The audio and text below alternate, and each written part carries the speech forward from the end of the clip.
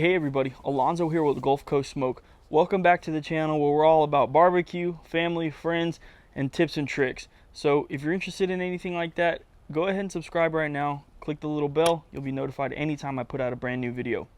So today we're actually going to be cooking some beef plate ribs that I picked up at my local H-E-B.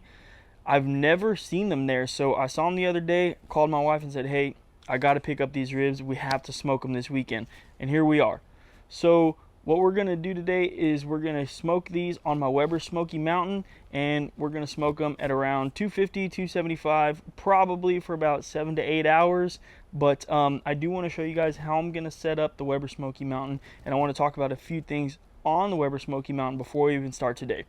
So the reason we're starting outside is because with the Weber Smokey Mountain, what I like to do is I like to actually let it smoke for about 30 minutes, clear out all that bad smoke and start that thin blue smoke before we throw meat on it. And that's really the biggest thing. So now I'm going to go ahead and do some point of view vision. I'm going to show you guys what I see here on the Weber Smokey Mountain. We'll talk about why I'm doing what I'm doing. Then we're going to go inside and trim and put these on. It's a really hot day out here in South Texas, so I'm going to try and be efficient with my time. That's a pretty good tip as well moving forward. You know, it's summertime.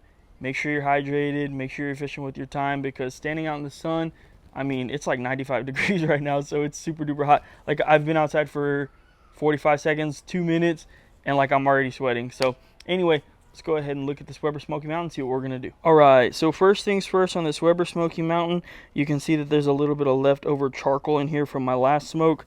Now, if your smoke ends faster than you originally expected, this is a great tip. Go ahead and shut down your vents on the bottom. Go ahead and shut down your vents on the top. There'll be no oxygen to fuel that fire anymore, and it'll eventually die down. And like I said, you can see I have some leftover charcoal. Obviously, it's not going to be enough for the smoke today, but it's enough for us to use and utilize moving forward. So today, I have some mesquite chunks, and you know, I've been kind of falling in love with Valentina's Tex-Mex barbecue here in Texas. I've never actually had it, but I love their story, and I love how he cooks. So he uses all mesquite. And that's what I'm going to start trying to do, just to see how the flavor profile is, just to see if it takes my barbecue to the next level.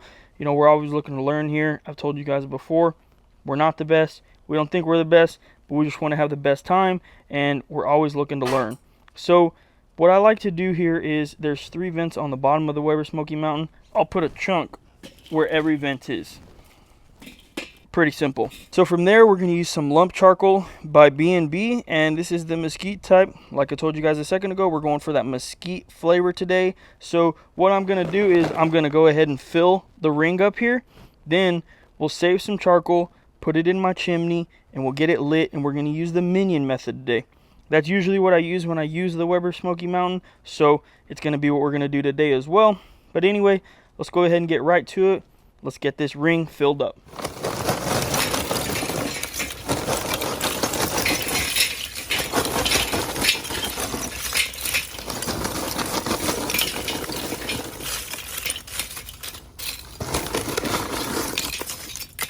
So just to talk about lump charcoal, again, I am not affiliated with B&B or anything like that, but this is what I like to see in lump charcoal. Nice pieces, and it's going to basically be able to burn hotter, and it's also going to be able to burn longer than just regular charcoal. So anyway, we'll build out a little hole here. We're going to light some charcoal up, throw it right in the middle, and then we'll go ahead and let it get to temp while we trim these beef ribs. So let's get that ready. Let's go inside.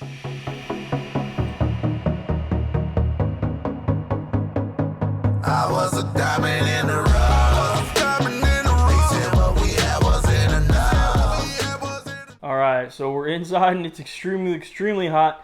Don't even want any beer. I don't want anything. I'm just drinking water today. Speaking of, check out the new koozie. If you go to gulfcoastsmoke.com and you order anything, I'll ship you one for free. I'll also ship you a sticker. Use code GCS for free shipping, and that's going to be in the United States. Alright, so what we're working with today is a set of plate ribs, and these are choice, but I want you guys to come in and check out this marbling, because in my opinion it looks much better than choice. So let's take a look at this piece of meat together. Yeah, so you can see pretty humongous.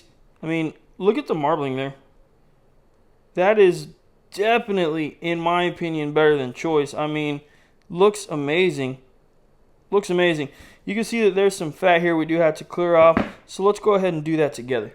So what you want to do here is you want to just make sure that you get this fat off. Now, be careful. Try not to take away too much meat. But, you know, I've told you guys before, we're not perfect. We're not perfect at all. So if you do make a mistake, just readjust your blade.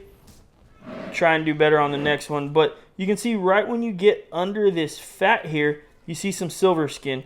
And that's definitely what you want to try and get off. So we're going to do our best to have a nice trim on these beef ribs.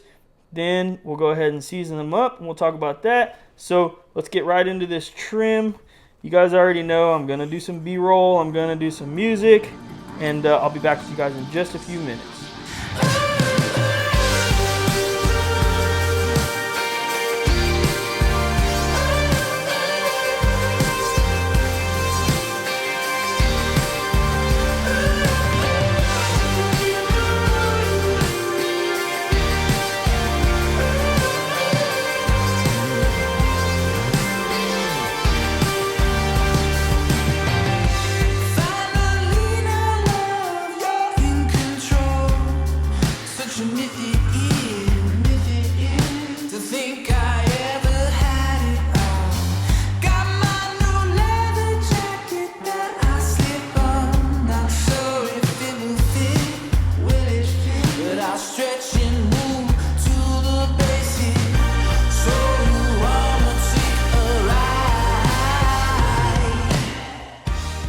Alright, so you can see that we got the fat here.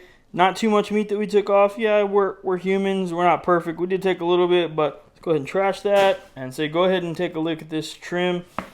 There's some fat right here that honestly I don't want to go any further on, because if you look real close here, the ribs are a little thinner, obviously. So that fat, I don't want to cut it all out. I can tell you right now, these two ribs, these three ribs over here are going to be the juiciest ones. They're going to be the ones with the most meat. I mean, you can simply see there's a lot more meat, and it gets real thin over here. So I don't have too much confidence in this one over here, if I'm being honest. And that's just because of the way that the meat actually looks. I mean, like I said, it's a huge difference. But anyway, let's go ahead and season these up. We're going to hit this with a binder. And on my beef ribs, I like to hit it with hot sauce, all sides. Today we're just using Valentina hot sauce. Good stuff. Now, with this binder, you don't actually taste this hot sauce coming through in the end. I mean, we're going to smoke these for 6 to 8 hours, so you're really not going to taste that. But this is going to give the seasoning something to stick to. And speaking of seasoning, we're going super duper simple today. Salt and pepper. And I have a little blend here that I like to use. Salt and pepper. So we're going to give these a nice heavy coat.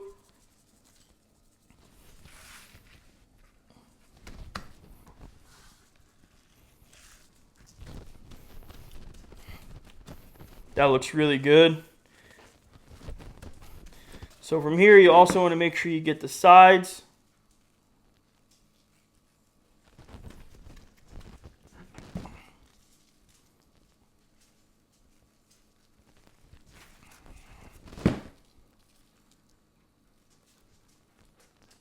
Make sure you take a sneeze break like I just did. Jesus. Alright. So that plate looks really good. Seasoned well, all sides. And so the membrane part of the ribs, the back part of these beef ribs, that's where you can do what you personally want to do.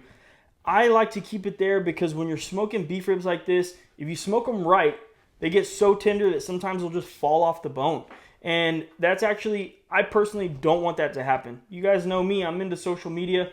I want the bone to be there. I want to get some nice pictures. I want it to look really cool, brisket on a stick. You know how it goes. But that's personal. You guys do whatever you want. We're going to go ahead and let these sit for just a few minutes. Wait for that fire to get ready. And then we're going to throw them on. And it's time to go ahead and just wait at that point. Sometimes I don't even like to wrap these beef ribs. Get them nice, crusty, a nice bark on it. But anyway, let's go ahead and head outside. Let's look to see if it's time to get that fire rolling. And we'll be right back.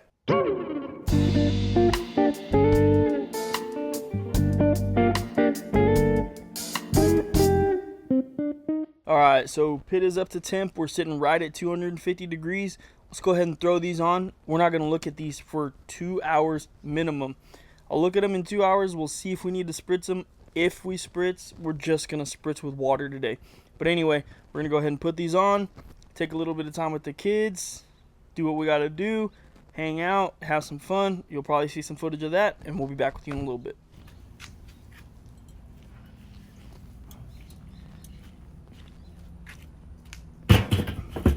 So one thing I did forget to tell you guys earlier, I actually do not fill up the water pan with water at all. So that's empty, has some foil to catch the drippings, make for easier cleanup. The other thing is, on this you can see blue thin smoke coming out. And that's what you want to see. You don't want to see that thick white heavy smoke. That's where you get nasty bitter flavor from. So if you ever see thick white smoke, no good. You want to make sure you have good wood, it's not wet, and you get that thin blue smoke. I'll get a quick close-up so you can see what I'm talking about. Hopefully you can catch this smoke. But let's go ahead and go inside and get some relaxed time in. We'll be back out in a little bit.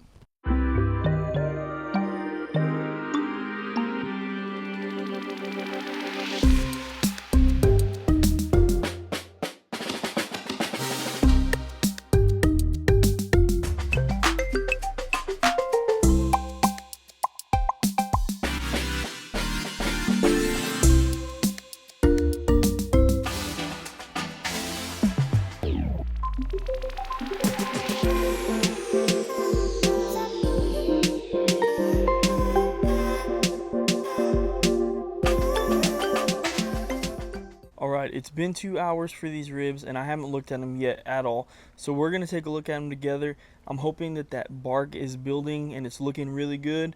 If it's drying out in any spots, we're going to spritz it with water.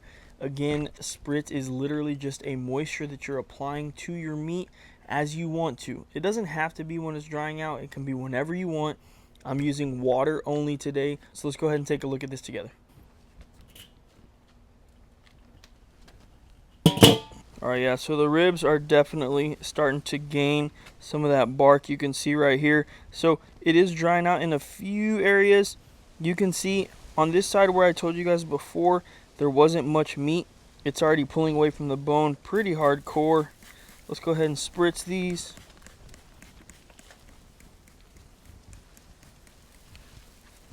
They look good for sure. So we're going to let these keep rolling. We're not going to wrap them or anything right now. I still want that bark to be a little bit darker. But anyway, these are looking good. 2 hours in. Let's let them keep rolling.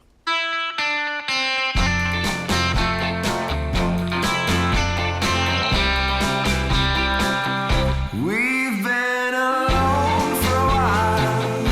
Me and my heart were tired. As long as you're away from... Alright, so it's been 5.5 hours on these ribs. We're going to check them out. You can see right here on my ThermalWorks that it's right at 200. We're keeping a really close eye on it. So let's just go ahead and take a look at these ribs together. Alright. Oh yeah, that feels like butter. Yeah, that feels... Yeah, okay. So yeah, we're pulling these for sure. We're pulling these for sure. You can see right here, I'm reading 202 on my thermometer, on my thermopin here. Yeah, you can see there's a lot of pullback. We did lose some of that meat over here on these ends. But if you remember earlier, I was telling you that since they were so thin on these sides, I kind of felt like this was going to happen. But anyway, yeah, I mean, this feels super duper tender. So we're going to go ahead and get this off, take it inside, and we're going to let this rest for a while before we slice it up.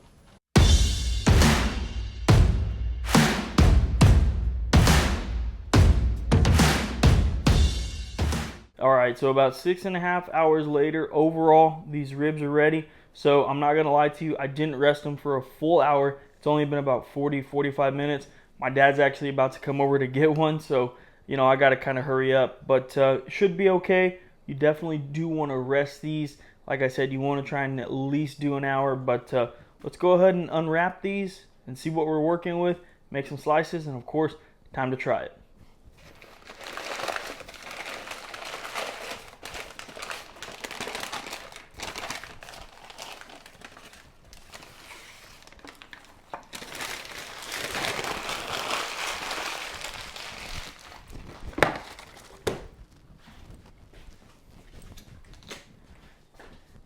Yeah, the bark on there looks really, really good. These ribs, I think, are going to turn out great. So, like I said in the beginning, the meat on these sides was really, really thin.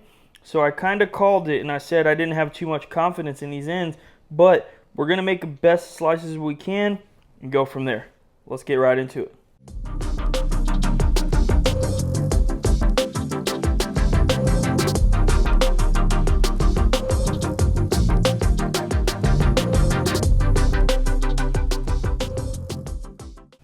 Yeah, so take a quick look.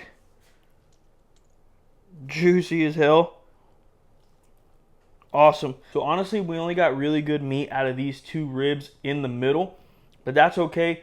We're gonna go ahead and eat everything on the outside as well, as much meat as we can grab. So now, of course, it's time to take a quick bite. These ribs are still really hot, but I'm interested to see how they taste, and then we'll talk about the cook overall, how you guys can do this at home. All right, so a quick bite.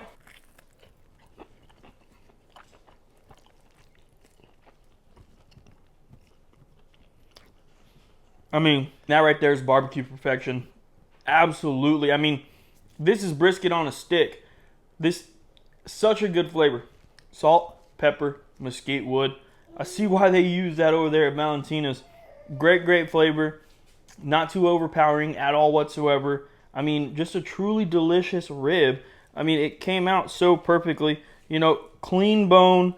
You could take it right off the bone. And, you know, you can play Jenga with these for sure. So, what I'm going to do is I'm going to keep eating dinner with the family. Dad's going to come on over and grab one himself. All right, so overall, a really, really amazing rib. I can see why they do this at Valentina's for sure. I mean, the meat is just so tender. When I take a bite,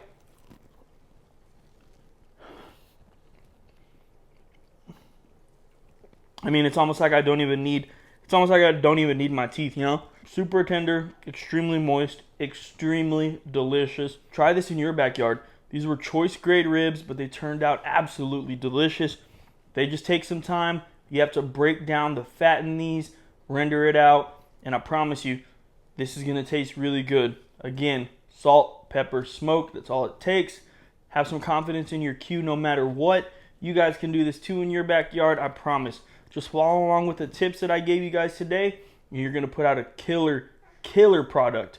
You can do this on any pit as well. Just hold it at 250 to 275. Spritz it when it looks like it's getting dry. Put a temperature probe in there. Around 200 degrees, you want to start probing to see how it's feeling.